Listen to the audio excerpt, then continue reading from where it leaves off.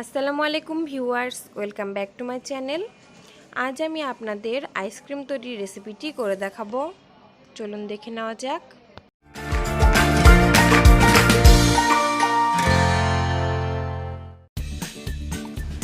এজন্য আমি half KG গরুর দুধ জাল করে বলক তুলে নিয়েছি।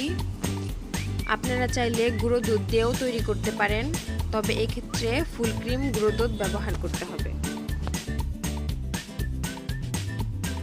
আমি এখানে 2 চা চামচ কাস্টার্ড পাউডার নিয়েছি। এবার এতে সামান্য পানি দিয়ে মিশিয়ে নেব। এরপর মিশ্রণটি জাল করা দুধে দিয়ে দেব।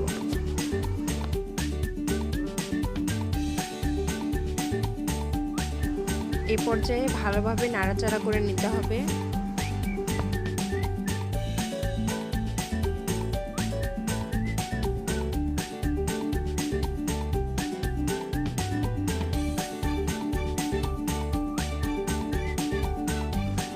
অপরদিকে আমি আধা কেজি দুধের মালাই তৈরি করে নিয়েছি।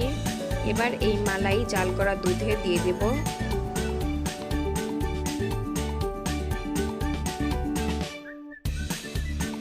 এরপর ভালোভাবে নেড়েচেড়ে মিশিয়ে নিতে হবে।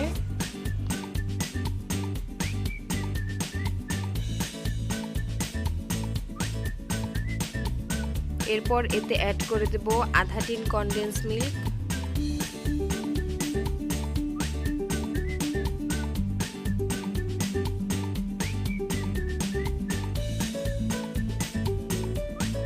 এবার ভালোভাবে নেড়েচেড়ে দুধ আরো ঘন করে নেব।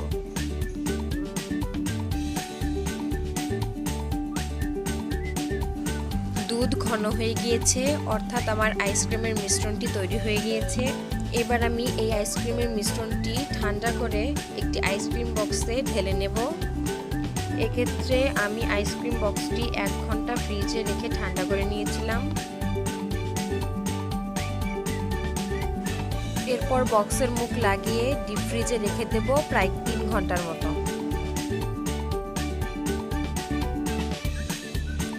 3 ঘন্টা হয়ে গিয়েছে। দেখুন আইসক্রিমের মিশ্রণ বরফ হয়ে গিয়েছে। এবার আমি ব্লেন্ডারে ব্লেন্ড করে নেব।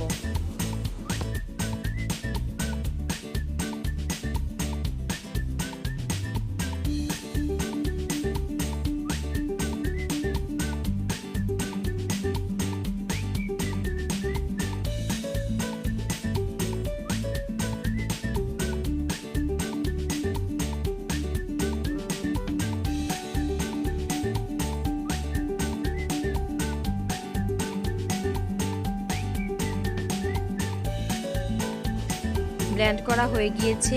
এবার আমি পুনরায় বক্সে ঢেলে নেব। এ পর্যায়ে আমি এর উপর কিশমিশ ও কাজু বাদাম কুচি ছড়িয়ে দিচ্ছি।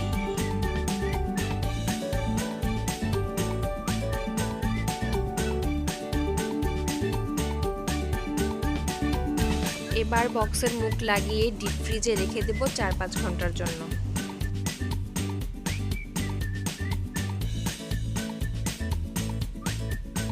5 ঘন্টা হয়ে গিয়েছে। আমার আইসক্রিম পারফেক্টভাবে তৈরি হয়ে গিয়েছে। মাত্র 4টি উপকরণ দিয়ে খুব সহজেই ঘরে বসে এই আইসক্রিমটি তৈরি করা যায়। আপনারা অবশ্যই বাসায় এটি ট্রাই করে দেখবেন।